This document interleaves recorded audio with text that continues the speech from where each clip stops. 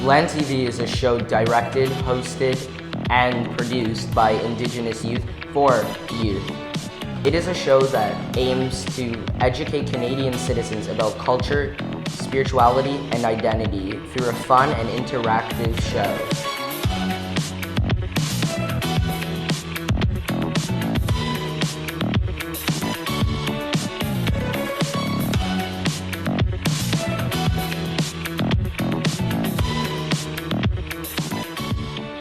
Welcome to the very first episode of LAND TV.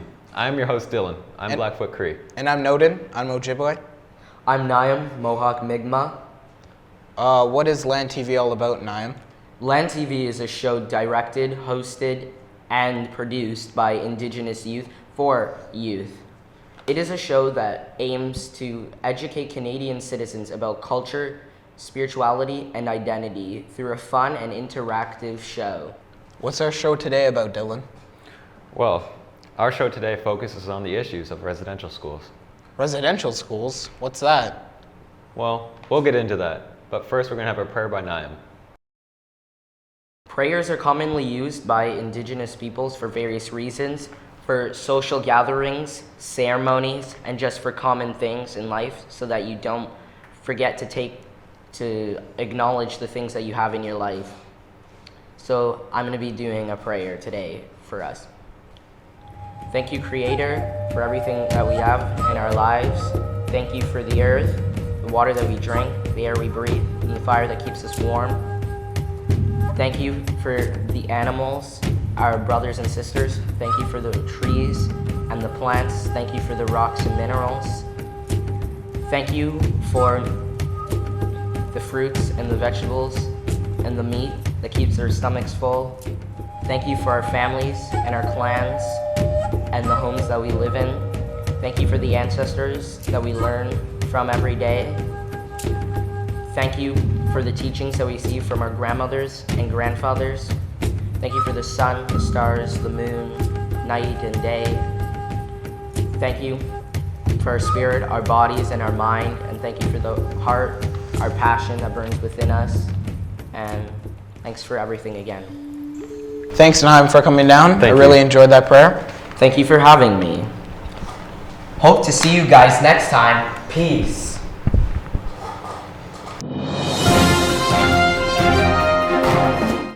Let's go to breaking news. On behalf of the Government of Canada, Stephen Harper has apologized.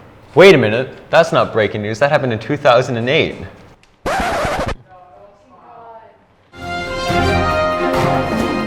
Not breaking news. On behalf of the Government of Canada, Stephen Harper has apologized. And with that apology, Canadian government settled the largest class action lawsuit in history. Show the clip. The government recognizes that the absence of an apology has been an impediment to healing and reconciliation.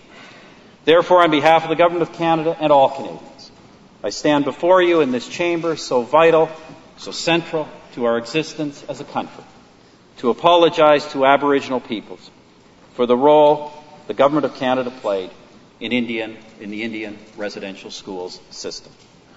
To the approximately 80,000 living former students and all family members and communities, the Government of Canada now recognizes that it was wrong to forcibly remove children from their homes, and we apologize for having done this. And let's go to our on-the-scene reporter, Amy. Amy, can you tell us why Stephen Harper is trying to apologize? What? What? I can't hear you. Why should I apologize?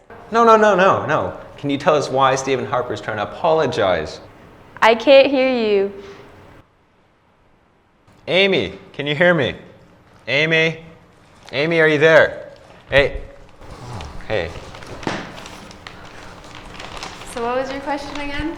What's the point of Stephen Harper's apology? The point of this apology is to help with the healing process and recognize the Aboriginal people who were enrolled in the residential schools. Residential schools were based on a system that removed Aboriginal children from their homes, families, traditions, to kill the Indian in the child. What does this apology mean to the future Aboriginal people? To the future Aboriginal people, this apology is supposed to help them heal mentally and emotionally. The government set aside $1.9 billion for compensation to all those who attended a residential school. By 2012, about 80,000 people had received payments. Thanks, Amy. That was Amy, our on-the-scene reporter. Here to talk about the impact of residential schools is our in-house researcher, Lenore. Welcome, Lenore. Good to be here. As you know, today's show is on residential schools. Why is this issue so important to Indigenous people? Well, Noden, this issue is important to Indigenous peoples because it is part of our history that is not well known. I understand you have a guest today. Yes, I do. I would like to introduce Joan Mcdougall. Hello, Joan. Welcome to LANND TV. So, has anyone in your family ever been enrolled in residential school? And if so, to the best of your knowledge, would you be able to let us know the experience of that? Yes, I could answer some of those questions. So I have most of my family that are from the generation before me, including my father, my aunts and my uncles. Many of them went to residential schools, and I've heard some of the stories about their experience in little bits and pieces. It's been a difficult thing for my family members to share that information with me. And because I'm a person that was disconnected from my own community and family, that process of being reconnected with them has been long.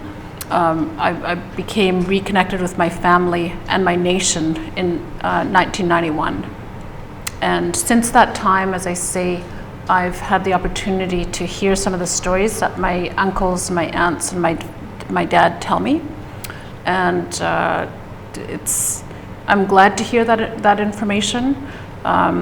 It's also really difficult. It's not like information that you hear and you can just let it go, or sort of ruminate on it for a little while. You feel it in your heart and you feel it in your spirit, and hopefully you have a good mind to be able to understand how their experiences might affect your relationships, for example. If you could say anything to people who don't know about residential schools, what would you like them to know? I would say that the residential schools were something that were created by the government. The government at the time, the Canadian government at the time, had to find a way to deal with the First Nations people. And one of the things that they thought to do was to assimilate the people. And if you want to, there are many steps to take to assimilate people. You demoralize that group of people to the point where they no longer use their own practices and traditional ways of being and living and teaching and so on. You demoralize them to the point where they no longer are independent. And maybe then you take the step further to create schools and institutions where you're re-educating people. And it's a way of educating people to understand that there's a system that they will live within and use and access, and that system is preferable, that system would be beneficial for them to use and become engaged in. So I would say that if somebody doesn't know about residential schools in Canada, that it's a process that has been used in other nations and on other continents, and it's a way of silencing people. For the survivors of the residential schools, are there any programs or social groups to help cope with what has happened? Yes, Lenora. The Aboriginal Healing Foundation is a body that has worked across Canada, and they've set up all kinds of groups in all of the urban centers and elsewhere.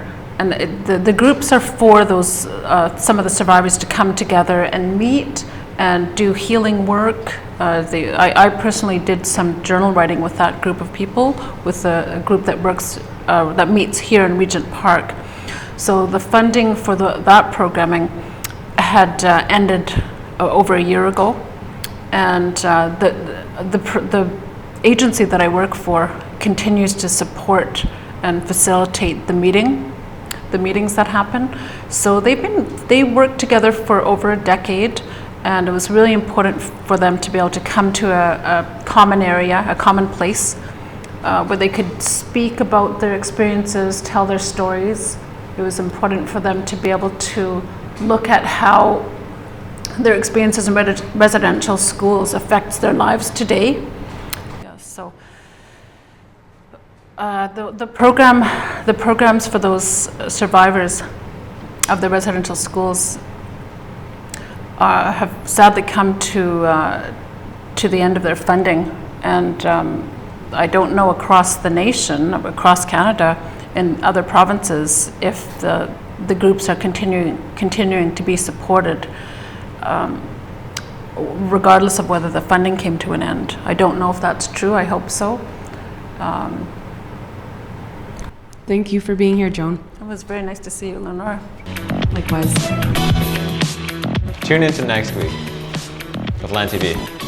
See you later. Bye.